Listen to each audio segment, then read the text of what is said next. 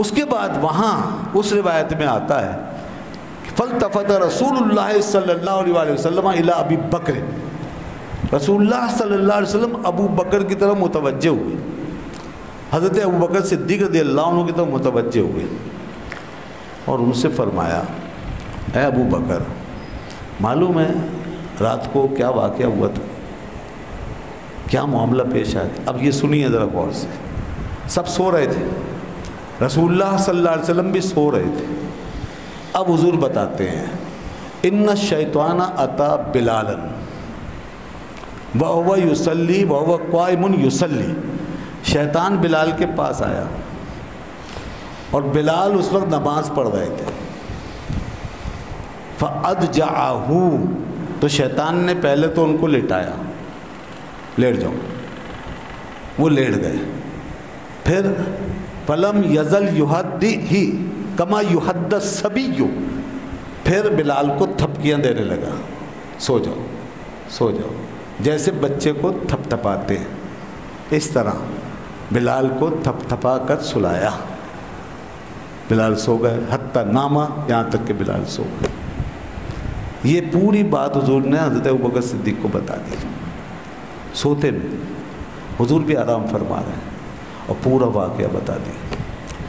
پھر حدیث میں آتا فدعا بلالا، پھر بلال کو بلایا، بلال آئے، ان سے فرمایا رات کیا ہوا تھا؟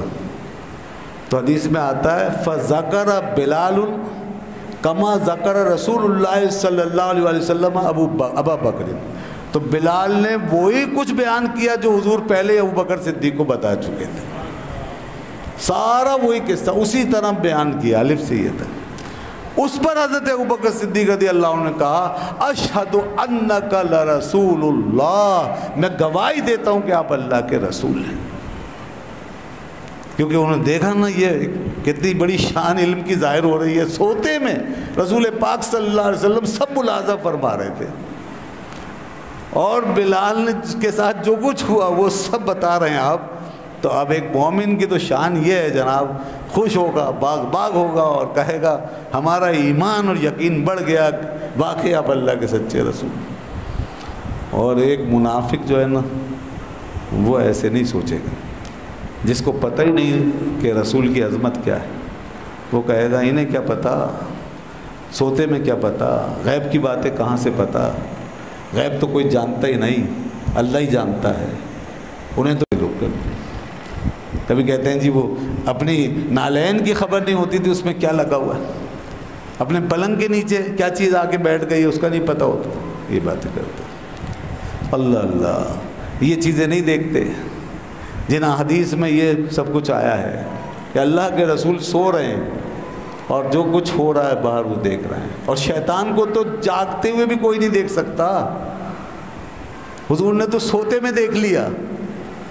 شیطان جب بہکانے آتا ہے خود جس کو بہکا رہا ہے وہ نہیں دیکھ پاتا شیطان ہے کہاں، اور حضور نے دیکھ لیا.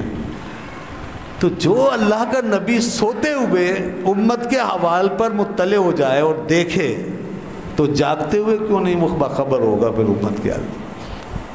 اور پھر یہ پتہ چلا کہ آپ کو اپنے امتیوں کا یہ حال معلوم ہے کہ وہ کس درجے میں ہیں، شیطان ان کے کتنا قریب ہے، کس طرح حملے کرتا ہے اور کس طرح بہکاتا ہے، یہ سب چیزیں آپ کے علم ہیں.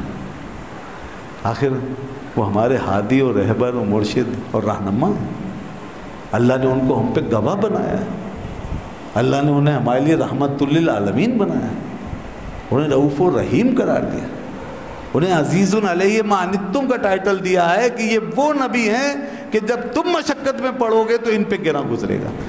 تو کیسے پتہ چلے گا جب تک علم نہیں ہوگا؟ ان پہ مشقت کیسے ہوگی، وہ چیز ان پہ دشوار کیسے ہوگی؟ ہمارا مشقت میں پڑھنا کیسے دشوار ہوگا جب علم ہو؟ اللہ نے ان کے لیے فرمایا ہے کہ وَلَوْ أَنَّهُمْ ظَلَمُوا أَنفُسَهُمْ جَاءُوكَ، جب تم اپنی جانوں پہ ظلم کر بیٹھو، جب یہ اپنی جانوں پہ ظلم کر بیٹھے ہیں تو اے حبیب تیرے پاس آئے اور یہاں کر کے فَاسْتَغْفِرُوا اللَّهَ وَاسْتَغْفَرَ لَهُمُ الرَّسُولُ، اللہ سے معافی چاہیں، پھر اللہ ان کو معاف کرے گا، رسول پھر ان کے لیے سفارش کریں گے تو اللہ تعالیٰ پھر ان کو معاف کرے گا. لَوَجَدُ اللَّهَ التَّوَّابَ الرَّحِيمَ، وَاسْتَغْفَرَ لَهُمُ الرَّسُولُ آیا نہیں آیا، لَوَجَدُ اللَّهَ التَّوَّابَ الرَّحِيمَ اس کے بعد ہے نہیں. یہ تو حضور کو خبر ہو جاتی تھی۔ رسول اللہ صلی اللہ علیہ وسلم کی بہت بڑی شان ہے، حضور کی تو بڑی شان ہے، حضور کے امتیوں کو کشف ہو جاتے تھے، حضور کے غلاموں کے لیے کائنات روشن ہو جاتی تھی۔ کتابیں بھری پڑی ہیں، خیر ہم اس طرف جائیں گے تو لوگ کہیں گے کس سے کہانی ہے، مگر حدیث صحیح حدیثوں میں دیکھیں آپ کہ حضور کی شان۔ نماز میں فرماتے تھے لوگوں اپنے آپ کو پیچھے صحیح صحیح رکھا کرو، اس لیے کہ واللہ ما یخفی علیہ رکوعکم ولا خشوعکم، کہ تم پر نہ میرا رکوع پوشیدہ ہے نہ خشوع پوشیدہ ہے۔ ما یخفی علیہ، میں تمہارا رکوع بھی دیکھتا ہوں، تمہارا خشوع بھی دیکھتا ہوں نماز میں، حالانکہ آگے کھڑے مگر پیچھے دیکھ رہے ہیں۔ فرمایا انی اراکم من ورائی، میں تمہیں اپنے پیچھے سے دیکھ لیتا ہوں، یہ بخاری میں آگے آئے گا، انی اراکم من ورائی، میں تمہیں اپنے پیچھے سے دیکھ لیتا ہوں اور تمہارا رکوع خشوع سب مجھ پہ ظاہر ہے۔ تو حضور سے کیا چھپا ہوا ہے، اور کوئی غیب کیا نہاں ہو بھلا، جب نہ خدا ہی چھپا ان پہ کروڑوں درود۔ تو یہ حضرت ابوبکر صدیق تھے کہ فوراً کہا میں گواہی دیتا ہوں کہ آپ اللہ کے رسول ہیں۔ یہ نبی کی شان ہے کہ سونے کی حالت میں سب کچھ دیکھ لیتا ہے، یہ اللہ کے نبی کی شان ہے۔ لوگ جاگتے ہوئے ایسی باتیں کرتے ہیں اور کیا کیا کہتے ہیں، بڑی بے ادبی والی بات ہے۔ اور کچھ روایتیں لے کر آتے ہیں، جی دیکھو اس واقعہ سے پتہ چلا کہ ان کو علم نہیں تھا، اس واقعہ سے پتہ چلا ان کو علم نہیں تھا۔ ایسی باتیں نہیں کرنی چاہیے۔ اگر کبھی ایسا ہوا کہ علم نہیں ہوا، بظاہر ایسا معلوم ہوتا ہے علم نہیں ہوا، تو توجہ نہیں، اللہ کو مقصود کچھ اور تھا، کوئی حکم نازل کرنا تھا، کوئی وجہ بنانی تھی، کوئی شان نزول بنانا تھا کس چیز، توجہ ہٹا دی، کبھی نسیان ہو گیا، کبھی بھول ہو گئی، کبھی توجہ ہٹ گئی، تو ان چیزوں کی طرف نہیں جانا چاہیے۔ اور کون کہہ سکتا ہے کہ کس وقت کون سی بات کی خبر نہیں ہے، کیسے کہہ سکتے ہو؟ جب بھی لوگوں نے ایسی بات کی، گستاخی کی اور چیلنج کیا اور کہا انہیں کیا پتا کہ ہمارے دلوں میں کیا ہے، منافقوں نے یہ بات کی، انہیں کیا پتا کہ ہمارے دلوں میں کیا، اور بیٹھ کے قیامت کی خبریں دیتے ہیں، اس وقت رسول پاک کو غضب آ گیا، جلال میں آ گیا، آپ ممبر پہ کھڑے ہو کے فرمایا سلونی اما شئتم، جو چاہو مجھ سے پوچھ لو، اللہ کی قسم اس وقت تک ممبر سے نیچے نہیں اتروں گا جب تک تمہارے ایک ایک سوال کا جواب نہیں دے دوں گا۔ پھر لوگوں نے پوچھا، اور کیسے کیسے سوال پوچھے لوگوں نے۔ کسی نے پوچھا میرا باپ کون ہے، لوگ میرے باپ کے بارے میں شک کرتے ہیں، من ابی یا رسول اللہ، فرمایا ابو کا حذافہ، تمہارا باپ حذافہ ہے، بتا دیا۔ کسی نے پوچھا این مقعدی، میرا ٹھکانہ کہاں ہوگا مرنے کے بعد، فرمایا مقعدو کا من النار، وہ منافق تھا، فرمایا تیرا ٹھکانہ جہنم ہے۔ تو ذرا بتائیے، اس طرح کی بات منہ سے نہیں نکالنی چاہیے کہ نہیں پتا تھا، نہیں جانتے تھے۔ چیلنج نہ کرو اللہ کے نبی کو، اللہ کے نبی کے سامنے جرأت مت کرو، ادب کے بھی خلاف ہے۔ خدا کی قسم اگر اس زمانے میں کوئی اس طرح کرتا، اور آج جو باتیں کر رہے ہیں کرتے لوگ اس زمانے میں، تو ہر ایک بات کا حضور جواب دے دیتے، جیسے منافقوں کا منہ بند کیا گیا اور جواب دیا گیا اور بتا دیا گیا۔ تو لیکن پھر بھی بہرحال ہم یہ نہیں کہتے کہ اللہ کی طرح ہے معاملہ، نہ اللہ کے علم پہ تو نہ غفلت ہے نہ نسیان ہے، اللہ کا علم تو بذات ہے، ہمیشہ سے، ذرے ذرے پر بالتفصیل ہے، اس کی کیا بات ہے، اس کے برابر کوئی نہیں ہو سکتا، مگر اس نے اپنے حبیب کو یہ شان دی کہ آپ کے لیے مشرق و مغرب روشن کر دی، لوگوں کے دلوں کو ایسے کھول دیا کھلی کتاب کی طرح، معاملات ظاہر ہو جاتے تھے، چھپے ہوئے معاملات ظاہر ہو جاتے۔ اور میں آپ کی خدمت میں عرض کروں، جتنے لوگ آج اس قسم کی باتیں کرتے ہیں نا، یہ بزرگان دین کی صحبت، ان کی کرامات، ان کے ماحول سے محروم رہے ہیں، ان کو پتہ ہی نہیں چلا۔ حضور کے کسی ایسے غلام کی خدمت میں بیٹھے ہوتے نا، جس کو اللہ تعالیٰ نے کرامت کے طور پہ یہ شانیں دی ہوتی ہیں، تو پھر تو آنکھیں کھلی رہ جاتی ہیں، پھٹی رہ جاتی ہیں، اور دیکھ لیتے کہ جب ان کے غلاموں کے غلام کا یہ حال ہے تو آقا کا کیا حال ہوگا۔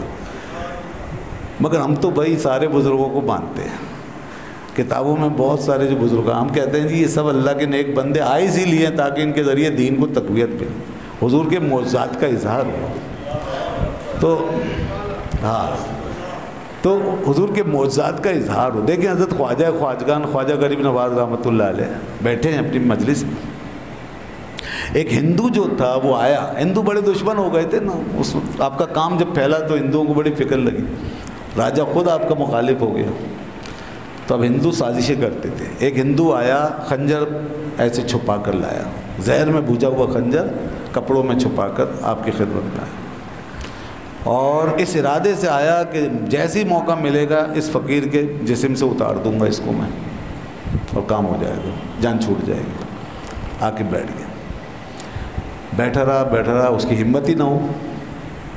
جب تھوڑی دیر گزر گئی تو خواجہ صاحب نے بڑی نرمی کے ساتھ اور بڑے ہی شفقت بھرے انداز میں فرمایا, ارے بھائی جس کام کے لیے آئے وہ کام کرتے کیوں نہیں؟ خود ہی فرما دیا, جس کام کے لیے آئے وہ کام کرتے کیوں نہیں؟ بس اب کیا ہونا تھا. اس کے تو سارے پانی ہو گیا, وہ چکے چھوٹ گئے اس کے, بالکل وہ ایک دم سے ڈھیر ہو گیا. اس نے کنجر نکالا, حوالے کر دیا, کہا حضرت میں معافی چاہتا ہوں اور اب آپ کے ہاتھ پہ کلمہ پڑھ کے مسلمان ہونا چاہتا ہوں. ایسے سے فقیر ہیں جناب. تو اسی لیے حضرت خواجہ نظام الدین اولیاء رحمۃ اللہ علیہ کے بھی ایسے واقعات ہیں, اور بھی بہت سے بزرگوں کے. خیر میں اس طرف جاؤں گا تو ایک نئی دنیا شروع ہو جائے گی اور بہت بڑا سلسلہ ہے. ایک حضرت سید عبد الوہاب شعرانی رحمۃ اللہ علیہ نے یہ چیزیں خود لکھی ہیں اپنی کتاب لطائف المنن میں اپنے شیخ کے بارے میں. ان کے شیخ تھے سید علی خواص رحمۃ اللہ علیہ. اب یہ تو ان کا اپنے ہاتھ کا لکھا ہوا ہے, کسی کی جمع کردہ چیزیں نہیں ہیں, اور خود لکھی کتاب, مستند کتاب ہے, ترجمہ بھی ہوا ہے اس کا. انہوں نے فرمایا ہمارے شیخ کا یہ حال تک کشف ان کا ایسا تھا کہ اللہ اللہ, ان کے پاس ایک بڑا پڑھا لکھا آدمی آیا ملنے کے لیے بہت دور سے, اور وہ صوفیہ کو کوئی زیادہ نہیں مانتا تھا, لیکن حضرت کا سنا تو وہ آ گیا. تھا پڑھا لکھا آدمی, لیکن اس نے الٹے سیدھے کام بھی کر رکھے تھے اپنی زندگی میں. تھا ایسے ہی وہ بگڑا ہوا آدمی. خیر وہ آ گیا آپ سے ملنے. تو کہتے ہیں کہ جب وہ پہنچا تو ایک عجیب حالت میں آپ کو دیکھا کہ وہ گھر میں اپنے لیپا پوتی کا کام کر رہے تھے. سارے ہاتھ واتھ سب مٹی اٹے ہوئے, اور کپڑے بھی سارے مٹی گرد میں اٹے ہوئے. تو عجیب حلیہ ان کا تھا. وہ سوچ کے کچھ اور آیا تھا, یہاں دیکھا کچھ اور نظر آیا, تو بس وہی دیکھ کر پھر جانے لگا. حضرت نے جو دیکھا تو اس سے بلایا اور کہا کہ کیا بات ہے, کس لیے آئے تھے؟ کہا حضور آپ سے ملنے آیا تھا. تو پھر جا کیوں رہے ہو؟ کہا مجھے نہیں معلوم تھا آپ کی یہ حالت. میں تو سمجھ رہا تھا کہ آپ بزرگی کے رنگ میں ہوں گے, آپ تو بالکل مزدور بنے ہوئے ہیں, اور سارا گھر میں اٹے ہوئے مٹی آپ کے اوپر جسم پہ لدی ہوئی, اتنی گندی حالت میں, تو اس لیے مجھے اچھا نہیں لگا. کہا اچھا یہ چیز تو تمہیں اچھی نہیں لگی, اور وہ کام اچھا لگا تھا جو اتنے سال پہلے تم نے کھیت میں کیا تھا. اندازہ کریں آپ, اتنے سال پہلے تم کو سن بتا دیا اس کا, جو تم کھیت میں جو برائی کر رہے تھے تو وہ کام اچھا تھا. لیجئے صاحب, اس کے چھکے چھوڑ گئے. کہنے لگے اللہ اکبر, یہ تو مجھے پتہ ہے, میرے خدا کو پتہ ہے, ان کو کیسے پتہ؟ وہ اسی وقت قدموں میں گر گئے. یہ غلاموں کا حال ہے جی. اگر حضور کے غلاموں سے ہی ملے ہوتے نا تو پتہ چل جاتا رسول پاک کا کیا مقام ہے. تو ان کو تو اس طرح رہنا تھا لوگوں کے درمیان, آپ صلی اللہ علیہ وسلم کو اس طرح رہنا تھا کہ آپ ہر وقت معجزہ دکھانے کے لیے نہیں آئے تھے, اور ہر وقت ایکسٹرا آرڈینری شانیں ظاہر کرنے کے لیے نہیں, بلکہ آپ کو ایک نمونہ دینا تھا. مثال آپ کے ساتھ واقعات گزرنے تھے, اس لیے وہ چیزیں ظاہر نہیں کی جاتی تھی, اور کبھی کبھی بتا دیا جاتا تھا. مگر غلاموں کا تو یہ معاملہ نہیں ہے, وہ تو کوئی ماڈل بننے نہیں آئے, ان کے سر پہ تو نبوت کا بوجھ نہیں ہے نا, اس لیے وہ پھر نہیں رکتے, وہ تو پھر پکڑ کے رکھتے ہیں معاملات کو, اور فوراً جب بھی کوئی ایسی بات ہوئی ظاہر کیا. اب یہی سیدی ابو علی خواص رحمۃ اللہ علیہ جو ہیں, سیدی علی خواص, حضرت شعرانی فرماتے ہیں کہ تالاب میں دیکھ کر بتا دیتے تھے کون کون سا گناہ اس میں دھلا ہوا ہے. جو حوض ہوتا تھا نا مسجدوں میں, اس میں دیکھ کے بتا دیتے, لہذا وہ وہاں سے وضو ہی نہیں کرتے تھے. انہیں نظر آتا تھا یہ گناہ فلاں, یہ فلاں فلاں, اتنے تو گناہ پڑے اس میں. لوگوں کے ہاتھوں سے پانی ٹپکتا تھا اور وہ اس میں گناہ دیکھتے تھے جڑتے ہوئے. جو حدیث میں آتا ہے نا, جب آدمی پانی بہاتا ہے تو اس کے ساتھ گناہ چڑھتے ہیں, وہ ان کو نظر آتا تھا. فرماتے ہیں حیرت کی بات یہ کہ دوات و سیاہی جو کاتب لکھتا تھا جس سے, تو کبھی ان کے سامنے وہ دوات پڑی ہوتی تو اس کی بوتل میں جھانک کر دیکھ کر بتا دیتے تھے یہ پہلا لفظ کیا لکھے گا جی، اور پھر ہم چیک کرتے، جب وہ کاتب لکھنا شروع کرتا تو وہی لفظ ہوتا تھا جو حضرت بتا دیتے۔ اب وہ دوات میں کیسے پہچان لیا ہوگا؟ یہ کیا علم ہے بتائیے؟ اور فرماتے مجھے رات کو تمہارے اعمال آسمانوں میں چڑھتے ہوئے نظر آتے ہیں، میں سب دیکھتا ہوں کہ کس کا عمل کیا ہے جو آسمانوں کی طرف جا رہا ہے۔ اللہ کی قسم اگر میرے منہ میں شریعت کی لگام نہ ہوتی تو میں تمہیں ساری باتیں بتا دیتا جو تم رات کو گھروں میں کرتے ہو۔ یہ حال ہے، یہ امتیوں کا حال ہے، یہ غلاموں کا حال ہے۔ اسی طرح حضرت غوث اعظم شیخ عبد القادر جیلانی رضی اللہ عنہ فرماتے ہیں کوئی دن نہیں ہے، کوئی ہفتہ نہیں ہے، کوئی مہینہ نہیں ہے جو مجھے آ کے نہ بتا دے کہ اس میں کیا واقعات پیش آنے ہیں، کیا حالات پیش آنے ہیں، سب میری خدمت میں حاضر ہوتے ہیں۔ اور یہ بھی فرمایا کہ اللہ کی قسم میں جانتا ہوں تم میں سے کون جنتی ہے کون جہنمی ہے، اگر شریعت کی لگام میرے منہ میں نہ ہوتی تو بتا دیتا تم میں سے کون جنتی ہے کون جہنمی۔ یہ غلاموں کا حال ہے، غلاموں کے غلاموں کے غلاموں کے غلاموں کا حال ہے۔ حضور کی کیا شان ہے، ان کی کیا بات ہے۔ تو اگر حضور یہی سب کچھ اسی طرح بتاتے اور ساری چیزیں ظاہر فرما دیتے تو سیرت کا ماڈل کیسے بنتا؟ لوگ اس بات کو سمجھتے نہیں۔ ایک موقع پہ حضور نے اس لیے فرمایا اگر میں جنت کا خوشہ توڑ کے تمہیں دے دیتا تو تم ساری زندگی کھاتے، لیکن وہ تو آخرت کی چیز ہے نا، یہ حکمت آ گئی نا، آخرت کی چیز ہے۔ اب کوئی کہے دیکھیں توڑ سکتے تو توڑ لیتے، کیوں نہیں توڑ لیا؟ توبہ توبہ، حکمت ہے۔ یہاں تک فرما دیا کہ لو تناولتہ، اگر میں اسے توڑ لیتا اور میں تمہیں دے دیتا تو تم لاکلتم ما دمتم، جب تک تم زندہ رہتے کھاتے رہتے۔ مگر یہ پابندیاں ہیں، کچھ اصول ہیں دنیا کے، کچھ آخرت کے، شریعت ہے، ایک نظام دینا ہے، ماڈل دینا ہے، مثال بننی ہے، اس لیے ایک روٹین کے مطابق زندگی گزرتی تھی۔ یہ ہوتا تھا۔ چیلنج نہ کرو، یہ نہ کہو کہ نہیں آتا تھا، نہیں پتا تھا، یہ نہیں جانتے، یہ بے ادبی ہے، یہ بے ادبی ہے۔ ان کے لیے کوئی مسئلہ نہیں تھا۔ کیا خوب فرمایا نا اعلیٰ حضرت نے، جو میں نے شعر پہلے پڑھ دیا شاید آپ نے توجہ نہیں کی، پھر سنیے، اور کوئی غیب کیا نہاں ہو بلا جب نہ خدائی چھپا۔ جن پر اللہ کا جمال منکشف ہو گیا، جو اللہ کا جلوہ دیکھ چکے، رب ذوالجلال کو دیکھ چکے، تو پھر اور کون سا غیب ہے جو حضور سے پوشیدہ ہو؟ تو اس لیے آپ کی بڑی شان ہے۔ کتنی بڑی بے ادبی ہے، لوگ کہتے ہیں وہ جو جوتی مبارک پہنی ہوئی تھی نماز میں، اس میں قزل کچھ آلودگی لگی تھی، جبریل آئے کہا یا رسول اللہ جوتی اتار دیں، اس سے کہتے ہیں لے کر کے دیکھو جی انہیں تو اپنی جوتی کی خبر نہیں تھی۔ کتنی عجیب بات ہے۔ آپ جس پلنگ پہ تشریف فرما ہوتے اس کے نیچے ایک دن وہ کتے کا بچہ آ گیا پلا، تو وہی رک گئی، تو آپ کو پریشانی ہوئی، پھر جبریل آئے تو انہوں نے بتایا، تو پھر کہتے ہیں جی دیکھو جی انہیں پلنگ کے نیچے کی خبر نہیں تھی۔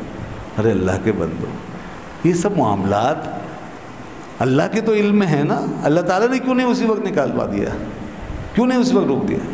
ایک چیز کو ہونا ہوتا ہے، ایک مثال بننی ہے، آپ کو ایک روٹین کے مطابق زندگی گزارنی ہے، اس لیے اس طرح کے واقعات پیش آنے ہیں۔ سوچنے والی بات ہے، جو رسول یہ فرما رہا ہے کہ میں تمہارا رکوع دیکھ رہا ہوں، تمہارا خشوع دیکھ رہا ہوں، پلنگ کے نیچے کی چیز نہیں پتہ۔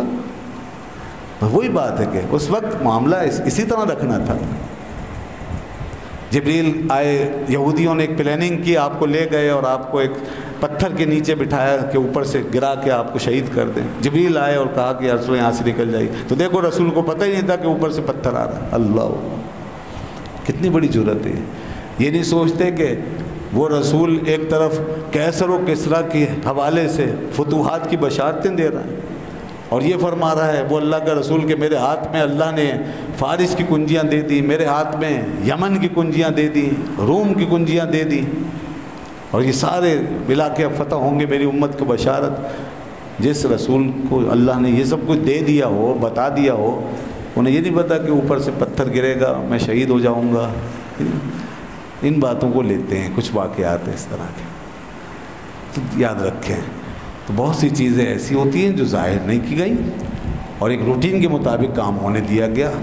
اگر ہر وقت میریکلز، معجزات کا ظہور ہوتا رہتا تو لوگ آپ کو مخلوق ماننے کے بجائے خالق مان لیتے ہیں، آپ کو معبود بنا لیتے ہیں، آپ کو خدا سمجھ لیتے ہیں۔ حضرت عیسیٰ علیہ السلام کے ساتھ بہت زیادہ اظہار ہوتا تھا کچھ معجزات کا، لوگوں نے ان کو خدا بنا لیا۔ اسی لیے اللہ نے اپنے حبیب سے فرمایا پیارے تیری تو شان بہت بلند ہے، تو پہلے ہی فرما دے قل انما انا بشر مثلکم، میں تمہارے جیسا ایک بشر ہوں، یعنی میں خدا نہیں ہوں، جیسے تم خدا نہیں ہو ویسے میں بھی خدا نہیں، اسی لیے فرما دیا آپ، ورنہ حضور کے معجزات کی کیا بات ہے۔ تو ان واقعات کو لے کے لوگ قیاس کرتے ہیں اور پھر فیصلہ سنا دیتے ہیں اور نفی کر دیتے ہیں ساری چیزوں کی۔ بہت بڑی بے ادبی ہے یہ، ایسی تقریریں سننے میں آپ کا ادب چلا جائے گا۔ ایسی باتیں اگر آپ سنیں گے اپنے نبی کے بارے میں تو آپ کا ادب چلا جائے گا۔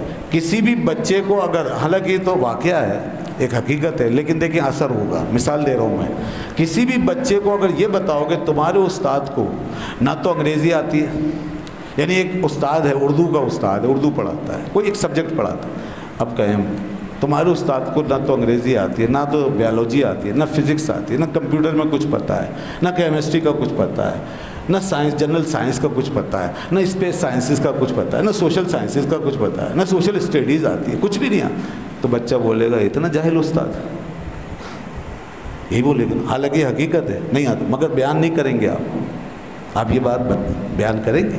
یہ بات سننا چاہیں گے کبھی؟ نہیں۔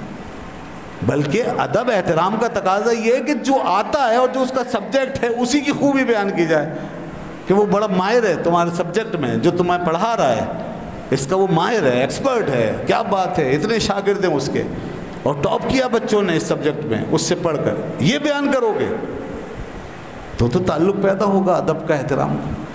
اور اگر یہ سناؤ گے کہ یہ نہیں آتا، یہ حالانکہ حقیقت ہے، تو رسول اللہ کے بارے میں جب بار بار یہ سنو گے کہ انہیں پیٹھ پیچھے کی خبر نہیں تھی، انہیں چارپائی کے نیچے کا پتہ نہیں تھا، انہیں تو یہودیوں کی سازش کا پتہ نہیں تھا، انہیں تو فلاں چیز کا پتہ، جب یہی سنتے رہو گے تقریروں میں، حالانکہ غلط، ہم کہتے ہیں ایسی باتیں نہ کرو، یہ اللہ نے توجہ ہٹائی یا نسیان ہوا یا کوئی حکمت تھی، کچھ بھی ہو سکتا ہے، اس میں بہت سی حکمتیں ہیں، تو ایسی بات نہ کرو۔ اگر یہ باتیں ہوتی رہیں اور لوگوں کو بتائی جاتی رہیں تو بتائیے رسول اللہ کی عظمت کتنی رہ جائے گی دلوں میں، کیا عزت رہ جائے گی، اور یہ قوم، یہ نسل آنے والی کس طرح ذکر کرے گی پھر حضور کا۔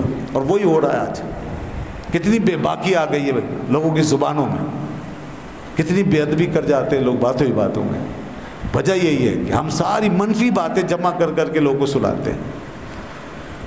تو یہ چیزیں نہ بخاری میں نظر آتی ہیں، نہ مسلم میں، نہ قرآن میں، نہ حدیث میں، کہیں نظر نہیں آتی جو ہم بیان کر رہے ہیں۔ اس لیے ہم حضور کی شان بتاتے رہتے ہیں، بیان کرتے ہیں، کیونکہ وہ بہرحال تعظیم بھی ہے، ادب بھی ہے، اور اس میں فائدہ ہی فائدہ، ایمان بڑھتا ہے اور عزت، رسول پاک کی عزت جو دل میں ہے وہ بڑھتی ہے، اور اس سے جو ہے ہمیں تقویت ملتی ہے اور ہماری محبتوں میں اضافہ ہوتا ہے، اس کا فائدہ ہی فائدہ ہے، اور دنیا بھر کے سامنے ہم اپنے رسول کو پوری عظمت و شان کے ساتھ پیش کرنے کے قابل ہو جاتے ہیں۔